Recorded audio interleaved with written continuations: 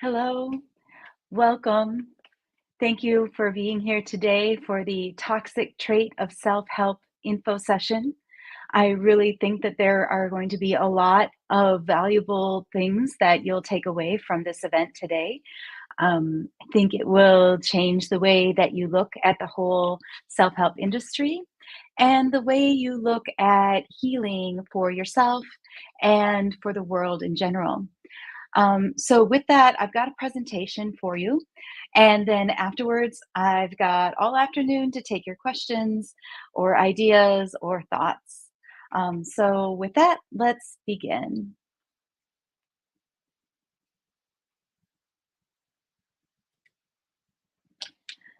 So I want to start just a little bit about me. If you're new to my work, I have been a spiritual teacher and a wholeness advocate for over 20 years.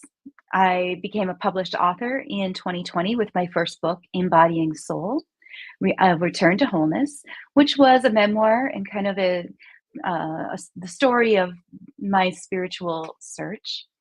I have developed a podcast called Awaken Your Power. I get to that now and then. I have a free ebook. It's on my website, on the front page of my website, just carriemangus.com, called Secrets of Personal Transformation. And I bring that up because I would really love for you to download that after this talk today. That is free. It also comes with a reflection journal. So you can start doing some of the work that we talk about later on in this presentation. And then I'm really excited to announce that coming in the spring of 2025, I'm going to be publishing my second book called The Essential Ingredient: Remaking Ourselves in Times of Crisis. And I'm very excited to start sharing that work with you. But more about, or more than just what I've done and what my work entails, I want to talk a little bit about what's behind my work because that will help you understand more why I'm sort of picking on self-help right now. And it's really a lot more than just, trying to find something to work against. It's more just really that I realize the longer I've looked at it, it doesn't fit with my highest values. So my work is always driven by a deep desire for truth and authenticity. And I seek ease and clarity with myself, and I seek sovereignty and inner power. Not a power over, just power within. I am driven by a vision for magic and possibility, for curiosity and creativity, and for the full rainbow of emotional expression. My all of my work is underpinned by a desire to reconcile the differences and the divisions within ourselves and among us. So, to me, when I call myself a wholeness advocate, what that means is it's about bringing together our light with our dark, our masculine with our feminine, and our yin with our yang. Basically, the devil on our shoulder and the angel on our shoulder, so that not everything is opposed. Not everything in our life and in our mindset is this or that, them or us, black or white. I really love this idea of bringing everything together and allowing it all to exist in the spectrum of human life. That means both appreciating our wins and our successes and our growth and our forward momentum, as well as recognizing and understanding the value of crisis, of breakdown, of those difficult backwards times in our lives, because I think that that brings together the whole life cycle of humanity. Now, so what does that have to do with today's topic? So today's topic is the toxic trait of self-help. And I will tell you right away that the more I look into self-help, the more I have seen how much it does not coincide with my values or the underpinnings of my work, how much it really does lack this wholeness. So here's kind of our agenda for today. We're going to talk a little bit more about what I mean when I'm talking about self-help. Just kind of explore the terrain. Let's talk about the promise of self-help, the tactics it uses, the results. And I can tell you, I have been a self-help person for as long as I can remember, and so I'm pretty familiar with the results of it.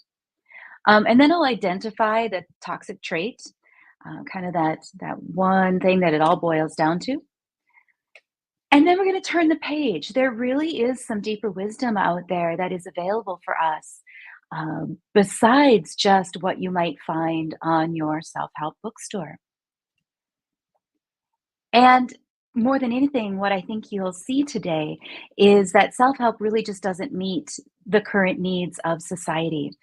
And let me get more into that when we get there.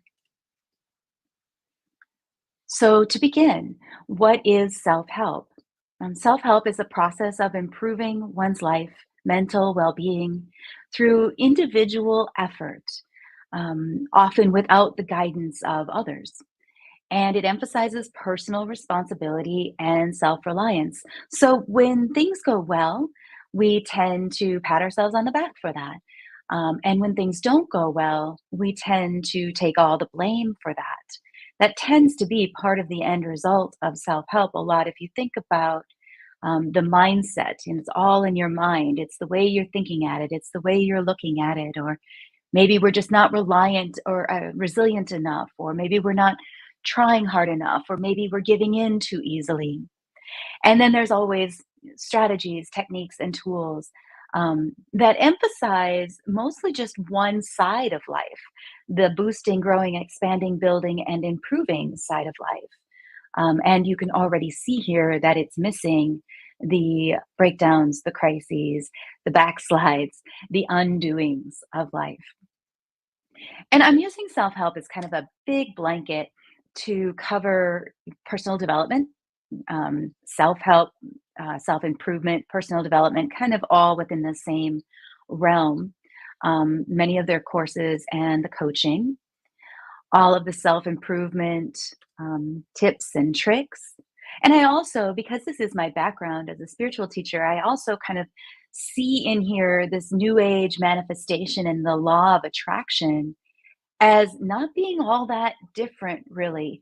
I mean, I know that when I was in the spiritual communities, we really thought of ourselves as different, as kind of against the grain, as viewing the world in a way that others weren't. But the further removed I got from it, the more I saw it's really just the same ideas in different packaging. Capitalism has a way of doing that. It has a way of co-opting things from the inside out. And pretty soon, the greatest spiritual mantras and practices become just more food for the fodder of the next 10 steps, the best 10 poses, the mantras you need to get the best job, the best mate, et cetera, et cetera. And then in here too, I encompass basically all the healing modalities, especially the ones that say that you can do it all yourself. And a lot of that is just with, mindset changes. And then under here too, I'm going to count the productivity, success, and all the habit models. So it's a big umbrella. It's all, a little bit different, little nuanced, but there are some underpinnings of beliefs and ideas and approaches that they all take towards hopefully the idea being that we improve in some way. The promises of self-help, if you really think about what they offer you, is generally material success. And what I mean by that is the kind of success that other people can see and witness and observe, the kind of success that you can say, look here, because of my work, I now have, this particular job, this lifestyle, for instance. But in my journey, a lot of my best growth is invisible to others. It's something that's happening on within me, within my mind, within my heart, within my body. And I think this idea that every step forward is something that you can actually see and show to somebody is dismissing this whole interior landscape of knowledge and wisdom. I always find it interesting that, and I think this is a subtle promise. I don't know that this is necessarily overt, but sometimes it is. There are certainly books, particularly on these topics. So you do this work so that you become accepted or so that you feel like you belong, basically, so that you can fit in. But here, I think that sometimes fitting into the status quo, to the way things are, is not maybe the ultimate goal for a lot of us.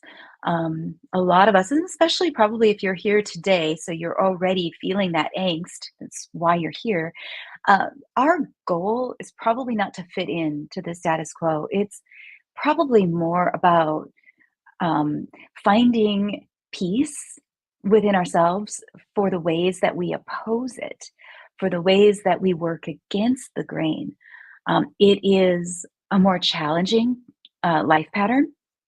And if there's a couple of you here today that I know that that is the work of this lifetime. And and I think that for us to practice accepting ourselves as the outsiders, as the ones who provoke, as the ones who point out that the emperor has no clothes, there's a special purpose for us in this world. And and so I think that acceptance and belonging to the herd is not necessarily what we want. They often promise that if you just, do these 5 steps or these whatever number of steps or techniques, that this is how you're gonna find your purpose. As if purpose is these identifiable things, as if you can pick it out from a box and then say, "Aha." Um, I don't know if you've seen the movie Soul. It's a Disney movie, but I highly recommend it as sort of homework after this talk today, because there's this whole theme running through this movie of what it really means to live your purpose. And I think that we're misunderstanding this a lot in our current culture, that our purpose is this thing, this label, this idea, this one identity. And what a shame, because there's just so much more to us than any one thing. And perhaps your purpose is to continue to move through various different roles and labels and identities throughout your lifetime, more like a snake shedding skins than some kind of, final purpose. What always got me buying self-help books was this promise of some sense of control over my life. Um, you look at the covers, and here are these people looking so in control, so centered, so steady, and so certain. And I have had to learn in my growth to make peace with the lack of control, to step back from trying to always steer my own life, and then allow for more magic, more possibility, more ideas to come floating in, because I'm not so rigid. When I think of control, I think of rigidity. And I also think that it's not possible. I mean, any sense of control we have is usually pretty minimal anyway. So I think that the better way for us to go as human beings is to learn how to be with lack of control, to learn how to be with chaos, which is the opposite of manifestation. So much of self-help is about manifesting, manifesting. There's no talk about the chaos. But sometimes the best manifestations, they first have to go back into chaos, back into the unknown. They promise some kind of enlightenment or final arrival. And as I've already mentioned, I mean, we as human beings are designed to go through life cycles. And this idea that we just go up, up, up, up, up, and then there's this, lights or angels singing, or I don't know, some kind of um, final resting point in our lives, some kind of, uh, you know, final label, perhaps, um, is a disservice once again to us as really complex and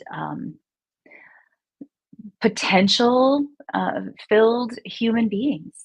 And also, enlightenment to me is a way out. And I think, especially given the needs of today, and as I mentioned in our intro, we are going to talk about the cultural needs. In our needs for today, I don't think we need more people going up and out. I really think we need more people, coming down and in. The biggest promise of self help is that you can do it all yourself. This is very much aligned with the American myth of self sufficiency, the self made man, independence, self reliance, bootstraps mentality.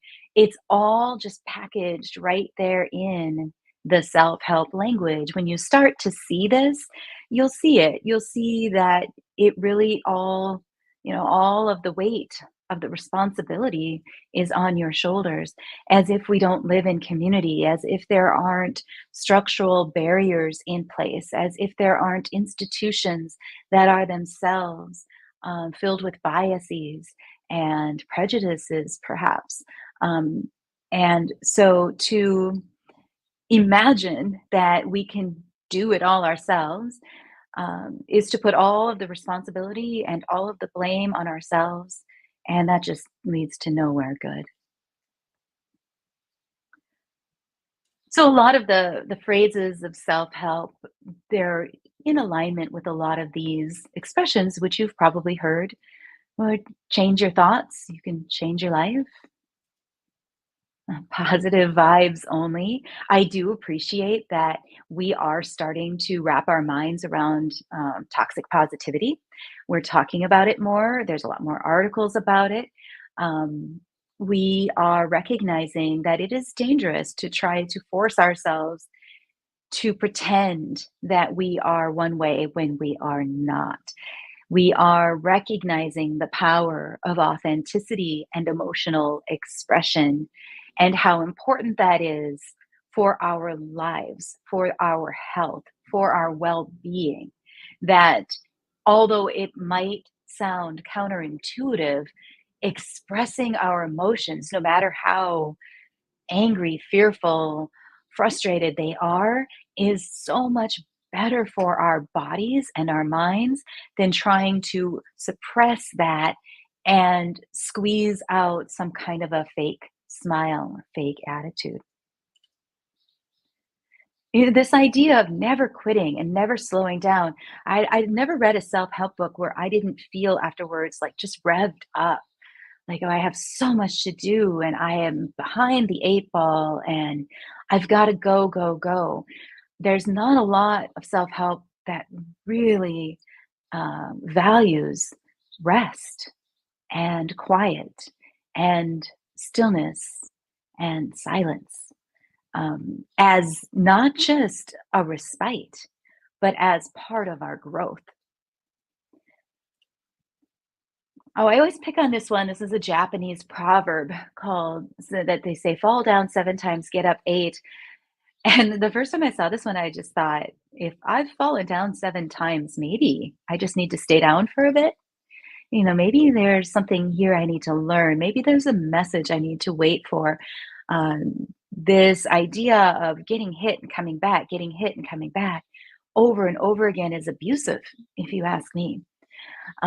There must be times in our lives where failure, if you want to call it that, breakdown, rejection, disappointment, hurt, loss, is itself a time of life, is itself a time to go back into the chrysalis of our own being, to return to our, what the alchemists used to call our first matter, that which we were composed of at the very beginning before we started deciding that we were this and that, and all of the other things we paint over our souls. You can rise above. I mean, the encouragement to keep going above, to never accepting or acknowledging the losses. Um, Over time, this just drains our adrenals. It taxes our immune system.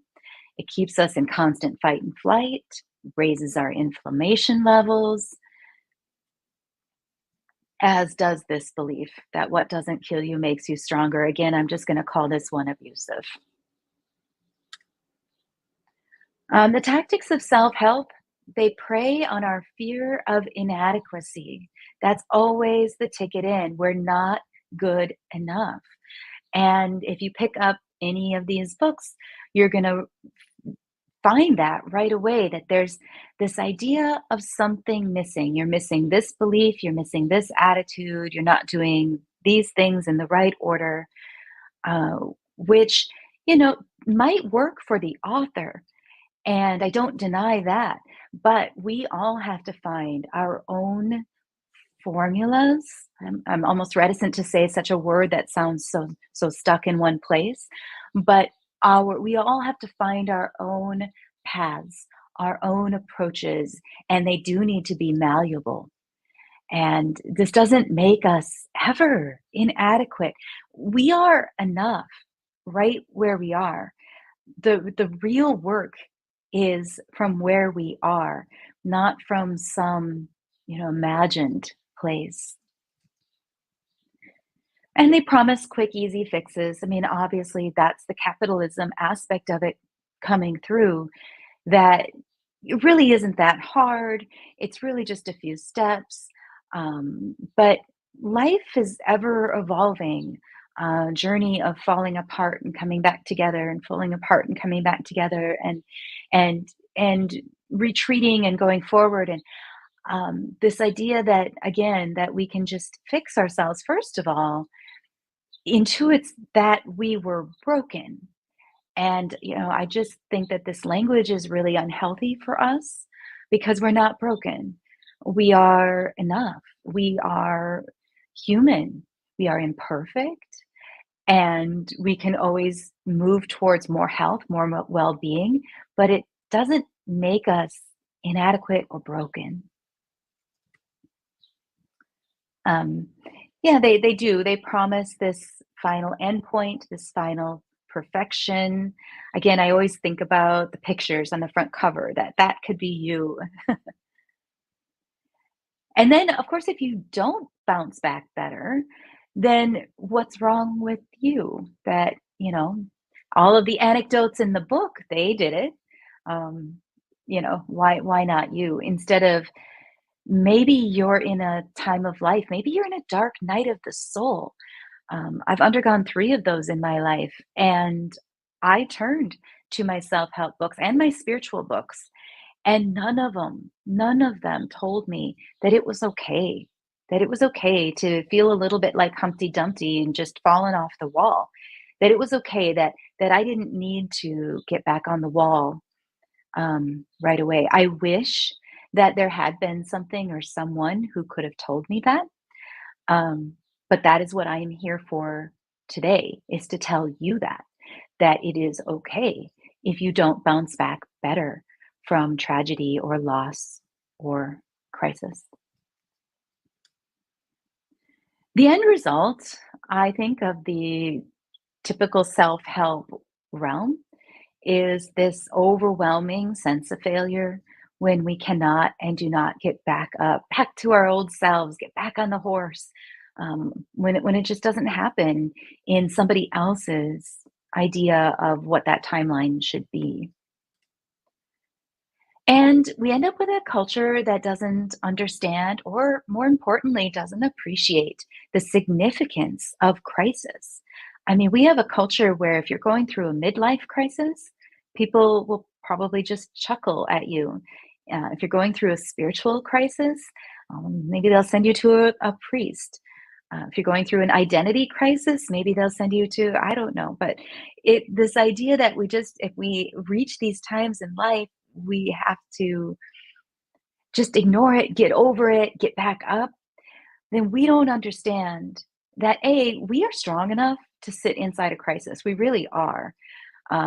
We are strong enough to experience ourselves as something other than what we've been our whole lives. We are powerful enough to feel what that's like to become nothing. And sometimes that's what crisis brings about. And that's exactly what self help is always trying to prevent. So we end up with a culture that doesn't appreciate what crisis can really do. And what it can really do, we'll talk about it a little bit more, is it can remake you. It can remake you in a way that no amount of self help tactics or adaptation techniques or mindset shifts can ever do for you. Self help, I think about it like just painting a room a different color. It looks fresher, it looks healthier for a time, but it's really just another coat on top of all the other coats. What a crisis does is it breaks down the wall and it gives you an opportunity to rebuild it from scratch. And so for a period of time, yeah, you don't have a wall, and that's uncomfortable. But if we started understanding that there are times in lives where we don't have walls, where we're rebuilding it, where maybe we're trying to try out some new materials, then maybe we could all just enjoy or at least sit in that space of being wall-less a little longer and support others when they're in that state as well. So, because it's called self help, there really is, again, this emphasis on just the individual. And it strips us then from this understanding that we are each a part of the whole. We are a microcosm of the macrocosm. Everything that exists in the universe, everything, every element, exists in our bodies as well. I mean, we are all family. We are a human family, and this idea of self-help individualism, I think, has run its course. And I think that we have come to a point where we know that it has to be more than this. Healing has got to be taking place on the level of the collective if we are going to feel better as individuals, and vice versa. For the collective to heal, we individuals need to find healing, but they are not disconnected and they don't operate separately. They operate in tandem, and that's really important. And then, of course, the self help world has us often landing in a misalignment with our own values and truth because we tend to just take on the ideas and truth of the what we're reading and what we're taking in. And so it becomes easier to compromise on what really matters to us because we've maybe forgotten it over time. Maybe we're trying to be something else that we're not. And this also leads to a loss of personal authority and a loss in the belief in our own inner wisdom. And we'll talk about this a little bit more as we go on, but I think we're living in a pretty wisdom free society, one in which knowledge always seems more important than wisdom, and they're two very, very different things. Um, and I think some of this is because we have prioritized piling on information, piling on ideas, taking it all in, instead of taking it all off and returning to the innate wisdom that is underneath all of those coats of armor we've been putting on. So, this is it to me in a nutshell. The toxic trait of self help is that it lacks wholeness.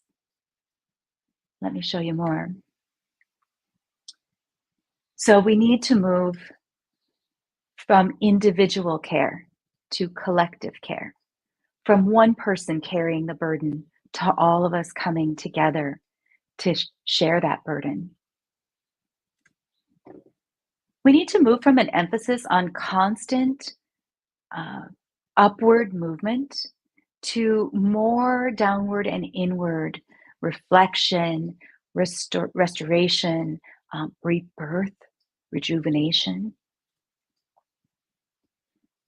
We need to move from this idea of short term solutions and quick fixes to long term, lasting healing for us and our community. And also, when we emphasize long term healing over quick solutions, I will tell you that you not only heal yourself, you heal your family line, your lineage. When you focus on that deep inner healing, where you're healing the inner child, where you're working on embodying your shadow side, where you're understanding where you've gotten your conditioning from and undoing a lot of that, you are healing both backwards and forwards on your family line. And if that's not enough of a reason to start shifting to a different way of approaching our well-being, I don't know what is. Um, Moving from linear growth, that upward sort of slope, to the cyclical awareness, to this idea that life has its ups and it also has its breakdowns, it has its reverse, and it has its crises. And this is, we live many lives essentially within one human life. And if you were to look back upon your life and do some journaling on this, you could probably draw your life more in circles and cycles than in some kind of linear path. It would be a fun experiment. This idea of rising above to digging deep, moving from a constant focus on being productive, making sure every single minute, every single second is filled with something productive, um, being completely loath to the word lazy seems to be cultural within us. It's a word that I have banned in my own household because it was often said when someone was just resting. Oh, I'm being lazy. What if what you're doing is you're resting and reflecting and you're healing? And move from forced positivity to embracing all of our emotions, which includes doing shadow work, which I'll explain that a little bit more in a little bit. And then we need to move from this idea of self responsibility to the systematic awareness that we do live in a society with others and that we're collectively responsible. So, as I mentioned, there is deeper wisdom, maybe not right on the self help books, bookshelves that you see right away. But if you hunt a little bit more, you will find some deeper wisdom that does address much of what we've been talking about here. And a lot of it is from Carl Jung. He says, one does not become enlightened by imagining figures of light, but by making the darkness conscious. And James Hillman, he was a union analyst. He said, we need to move beyond the upward positive obsession with growth and embrace the soul's journey down into the depths of darkness, where true change begins. See, this is it. There is wisdom there that knows that if you really want change, if you really want transformation, not just adaptation, not just another coat of paint, that starts in the depths. That starts in the breakdown. It starts in the crisis. It starts in the letting go. It starts in the surrender. James Hollis, another union analyst, said our souls demand that we go downward into the underworld to wrestle with the gods of the unconscious rather than trying to rise above them. I love that he uses that term, rise above, and he's showing another way, because there is another way. Clarissa Pinkola Estes wrote Women Who Run with the Wolves, said the deep work of transformation comes from going down into the wild places of the psyche, into the bones where the seeds of rebirth lie. So they don't lie in the achievement. They don't lie in the success. They don't lie in that final arrival, assuming we ever got there. Rebirth lies in the wild places deep within. And I can't think of a more important time in our culture than now to shift out of the self help mindset, to basically detox from the self help mindset into something more holistic, into something that addresses the deeper needs of today, where we get more than adaptation and reframing and another coat of paint, where we accept the down times in life as real, as, not instead of just saying, oh, someone else has it worse. No, it's real. It's real. We need work now more than ever that ties us together so that we care about each other, so that we don't get too much in our silos and just fortify ourselves in there. I worry about how divisive and how separate we're becoming. And I don't think that the self help world helps with that at all. Moving from the linear to the cyclical, moving more on collective care in addition to our individual growth. So, really, really seeing how these two things tie together, really seeing it in action in our daily lives. And we need work that helps us discover and not just borrow other people's values and ethics and morals, but to help us understand who we really are, what matters to us, and what is our true north, which is our integrity, our alignment, our steadfastness. That's the work we need now, work that addresses all of these deeper needs. And so it was out of this desire to create work that meets the times of today, that is holistic, that does tie together the individual with the collective, that does understand the cycles, all of those things we've talked about. It was out of all of that that my new course was born. It is called True North: Steadfast Living in Turbulent Times. And I want to tell you a little bit more about it. So, this is an online course and it's self guided and it's also self paced. So, it doesn't matter how long, there are four modules. It doesn't matter how long it takes you to get through them. It could take you 3 months, it could take you a year. I would tell you that to do the work well, I would think 3 months. Probably maybe four, maybe a month for each module would seem about right. Um, and this is what it's for. It's to help you discover and then live aligned to your truest self, which there is no greater wellness that you can create or manifest or conjure up than doing this. When you live aligned to your truth, that's health. That is the definition of health. So, again, as I said earlier, you begin this work from where you are. So it doesn't matter if you're in the midst of a personal crisis or if you're just concerned, as we all should be, about the collective crises that are bearing down on us. This is the work to do because it's going to basically take down the walls. We're not just going to put another coat of paint up. This isn't going to be another course with just more to dos and action items and motivational quotes.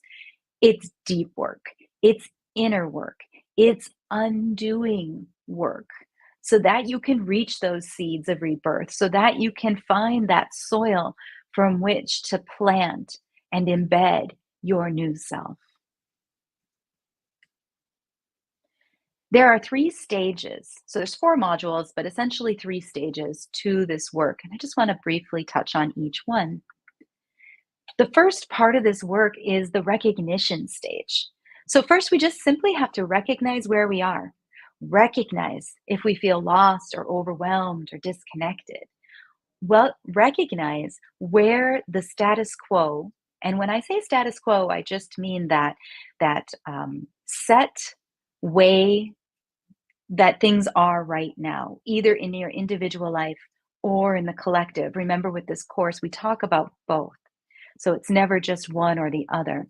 So the status quo, both in our minds and in our lives and in the world, is that which holds us back from the life changing growth and fulfillment we're seeking, not just the adaptation possibilities. And this is where we can break free from old patterns, dismantle limiting beliefs that many of them have been there since childhood. Many of them are probably not even yours. I mean, I don't know about you, but sometimes I still hear grandma's voice in my head. I've worked through some of those, but it's still there. I can still hear it. And some of the judgments that she had, and then, other people have had in my life. And then overcome that inertia. It is so important that that's where we begin with a recognition stage. And then we undergo a breakdown stage, a conscious one.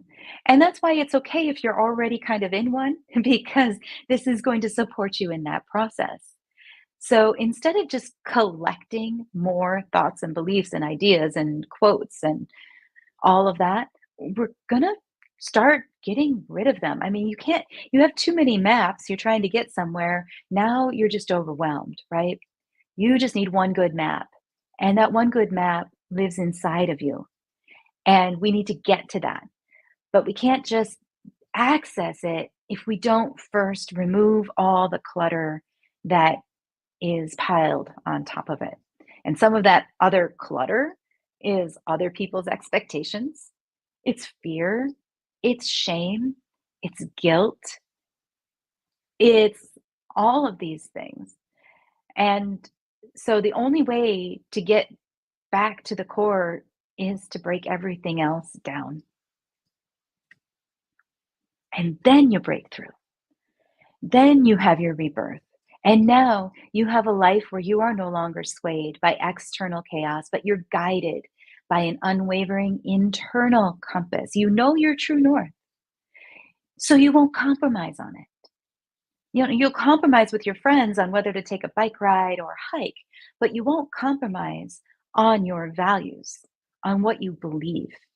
And in times of cultural crisis, there's nothing more important for you to know right now what you believe, what matters to you, what you will fight for, and where you will not compromise.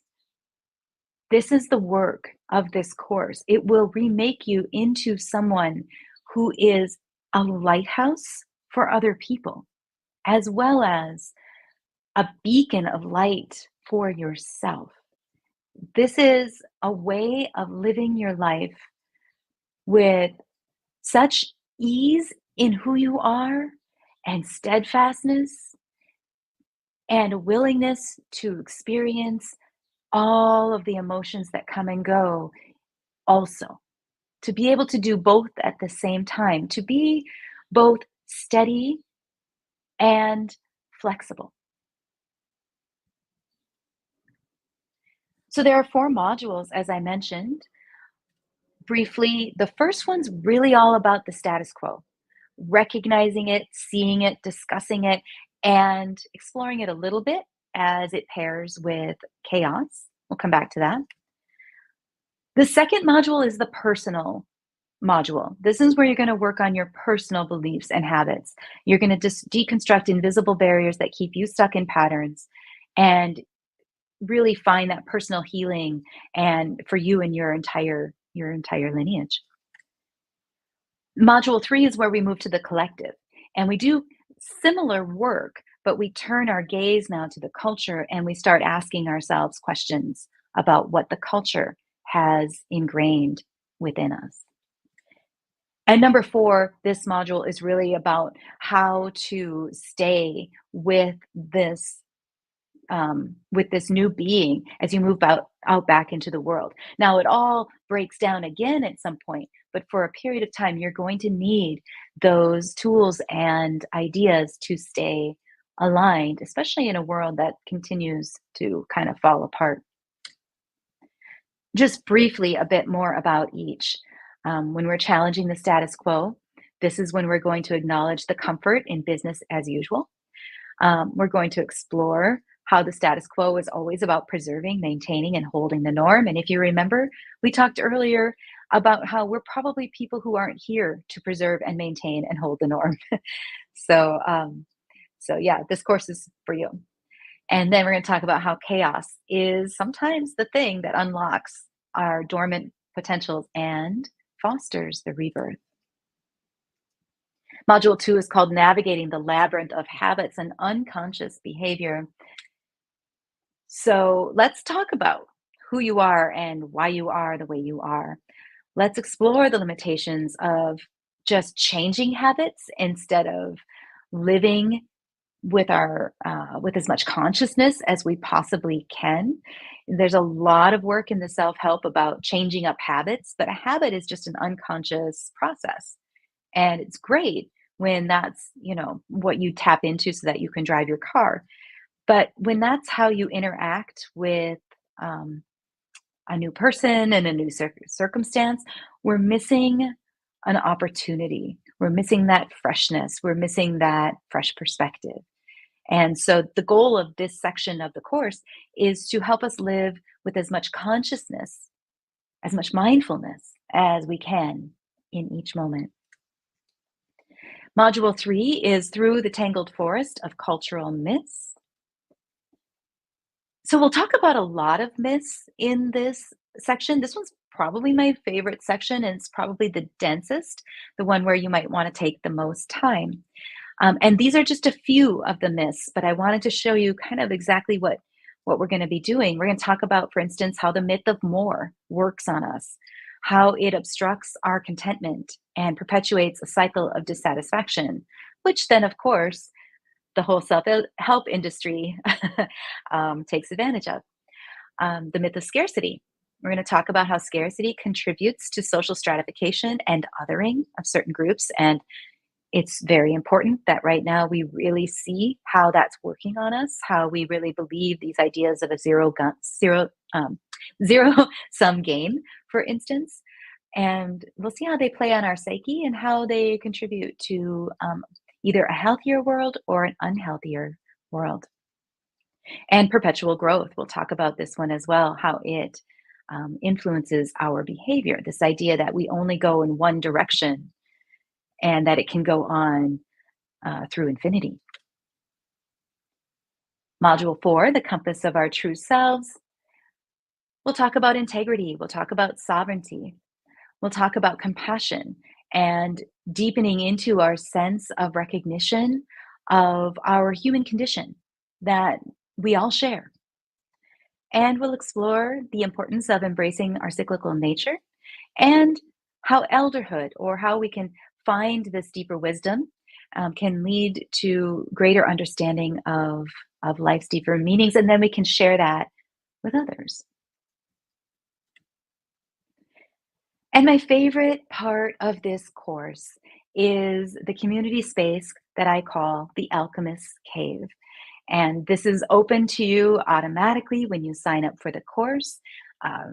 I am so excited for the possibilities of how this might work, how we might interact with each other, because I do think it is very important that even though you're doing this work at your own pace, you have other people to talk about it with, to work through it with, to celebrate your breakthroughs and your breakdowns and your rebirths. All right, so here are the details of the course. It is either one payment of $7.99 or two payments of $399.50. And it's open for registration right now on my website. It technically opens, so all the material will be available starting November 18th. So that's just in a couple of weeks now, maybe 3. As I mentioned, it's self-guided and self-paced. And it includes lifetime access to the Alchemist Cave. And as a thank you for joining me in this session, here is your discount code that you can plug into the coupon code section First in, all lowercase, $200 off either that first payment or that whole payment, however you want to do that. So now I would like to open it up to discussion. And hi, Sarah. So good to see you.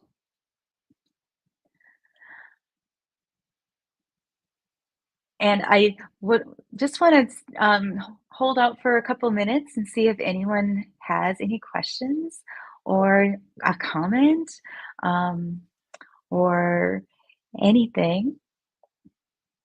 And just also thank you for taking the time to come and be here with you all.